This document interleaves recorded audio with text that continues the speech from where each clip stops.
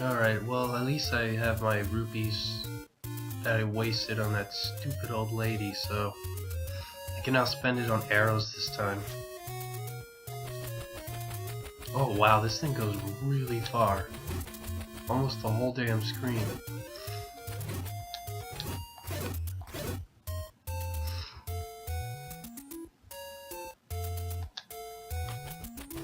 It also goes through the rocks.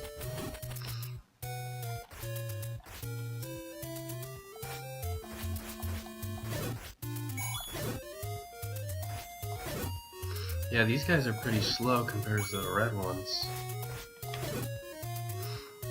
Somehow I hit that guy while he's on top of me.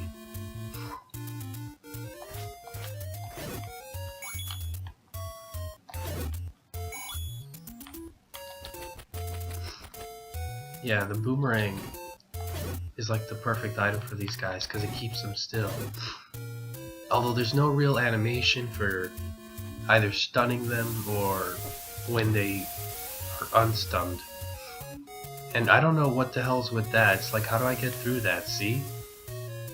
By the time they spawn, I'm just like, hang on. Shit. But then the Zola. Okay, now they didn't spawn. Oh shit. Come on, I know how these guys behave. Why am I getting hit?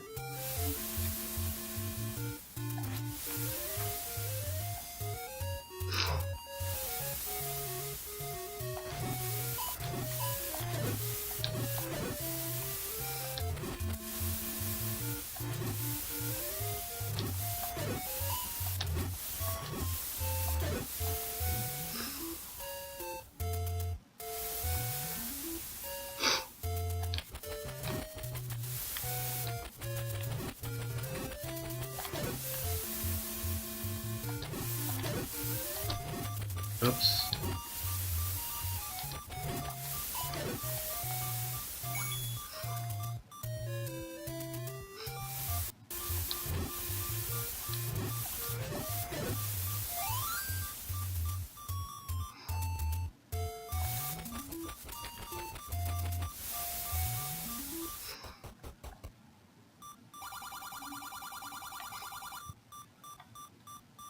Alright, arrows.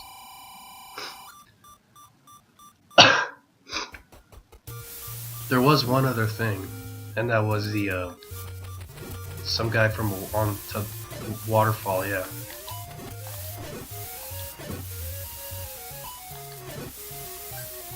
And that looks like a piece of heart.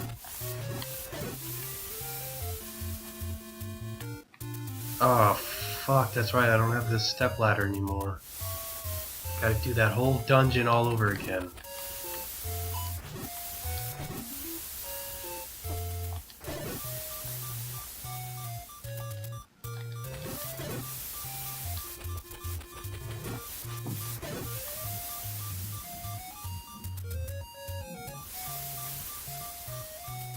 Now, oh shoot, I'm stupid.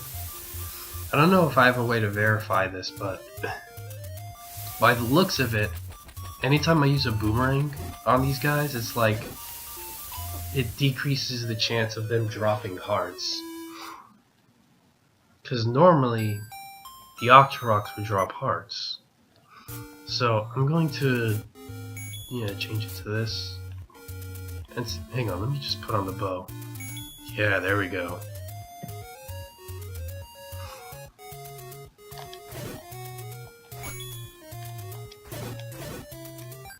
Yeah, see?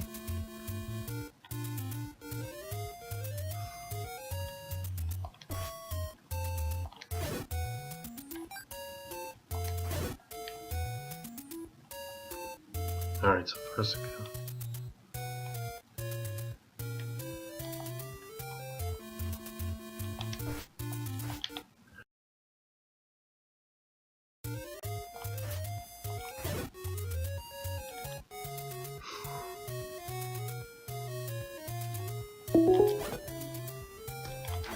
Whoa, who's there?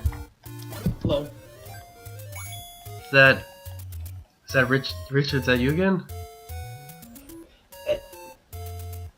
try and think of a way that I could lie into that being true. Hey Greg. Hang on, let me put on screen share. Alright. Oh, I just wasted an arrow. Oh, Jan, yes. Oh wow, these arrows are really good.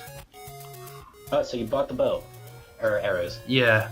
And the thing is, earlier in the video, apparently, I quit out of the dungeon without saving anything, so I don't have the stepladder anymore, and now I have to do the entire 4th dungeon again. But why aren't these guys getting hit? Oh, Look at that. Should I tell you? Sure, I don't get it. You can only hit the P-hats when they've stopped. It makes sense if, like, Hyrule Field from Ocarina of Time. Yeah, because... Oh, yeah, because they're flying in that game, and I'm not paying attention. There we go. Yeah. When you can't hit them here, it makes absolutely no sense. Yeah, because they look like they're on the ground.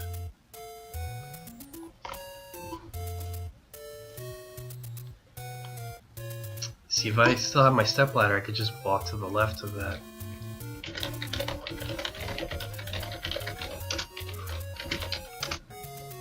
Did you read the articles on the counterpoint? Not yet. I gotta do that tonight. Oh, shit. Where are my arrows? I wanted to get some videos done on variation for my game, but this week a lot of stuff happened. Yeah, did it have anything to do with web development? Well,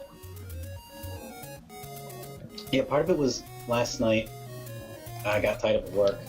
The night before that, I was out, and the past 2 nights I had been distracted by a game I'm playing with some friends.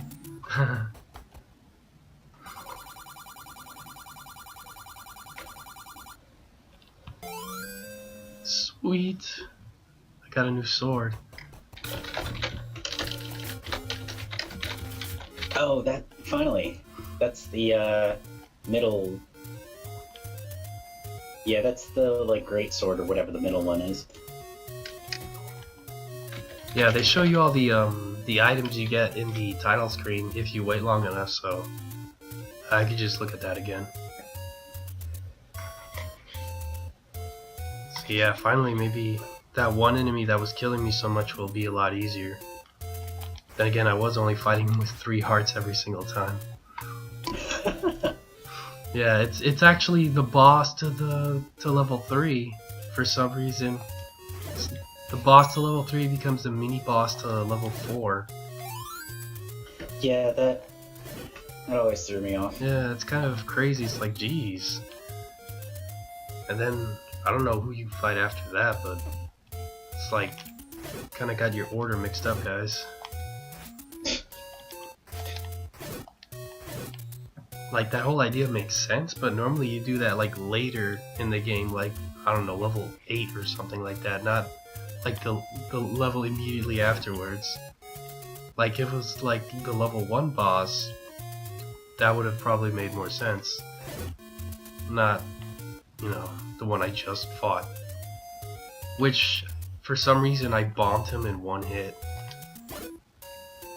Bonked or bombed? Yeah, I bombed him in 1 hit. The Manhandler, which is a kind of a dumb name, but yeah. Is that the guy that's just a circle? Yeah, he's a circle with a bunch of chomp mouths. Yeah. No! Yeah, it was a little frustrating watching that video and yelling at the screen to use the bomb. Oh, did you... Hang on, did I already put out the video of that? I forget which one that was. Oh, but you saw me fight him, right? You stabbed him in the mouth a couple of times with your sword and then died. Yeah, that's pretty much what happened. Where am I going? I just need to go to the dungeon now. I got my sword.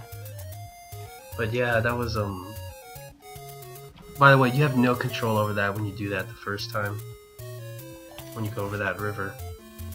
Or lake, whatever the hell this is. Yeah. Yeah. I think I fought the Manhandler like maybe once or twice before I killed him with 1 bomb, which was crazy. It's kind of funny though.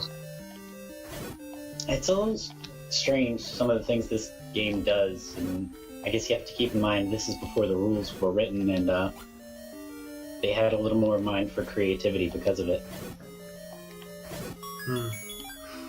Yeah, like you could also see like a lot of the stuff they would do in like Ocarina of Time, like you kill the Dongo with bombs. Except in this game, he dies with like 2 bombs, and it's like almost nothing. Yeah, if you do it right, he's really simple and easy. Yeah, you say he gave you a hard time.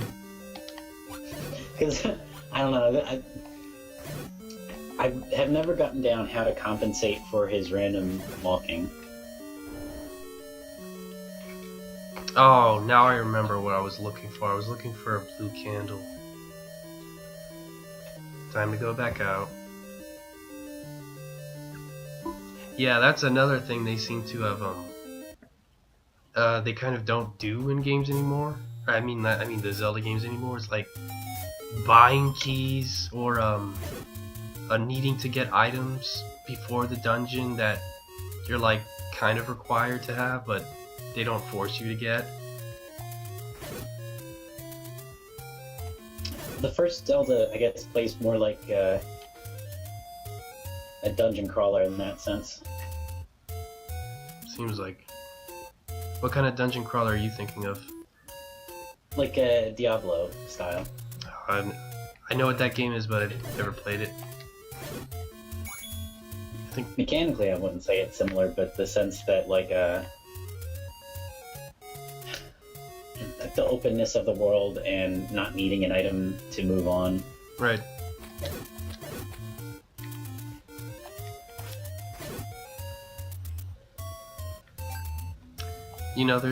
I just noticed there's a sort of like a catch-22 with getting more hearts and and this is why I probably never had the sword beam in Link to the Past, and that's because you have so many hearts it takes forever to get your sword beam back compared to if you only had 3 hearts.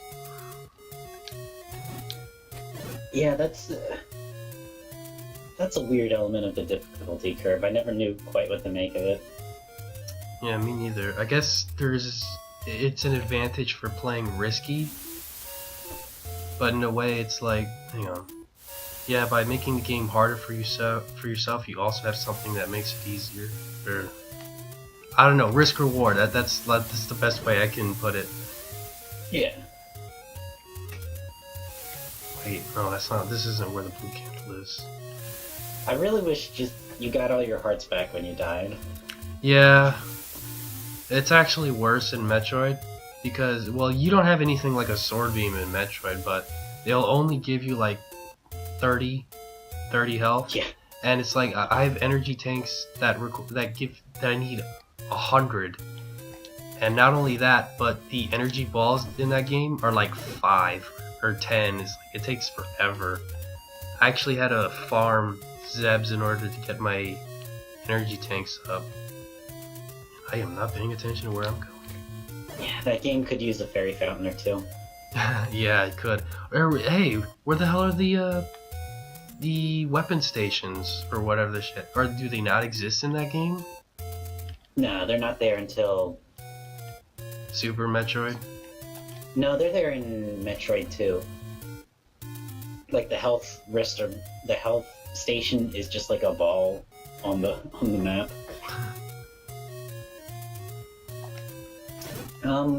Yeah, I found that playing Metroid successfully means timing when I get an energy tank, because that will refill my health to max.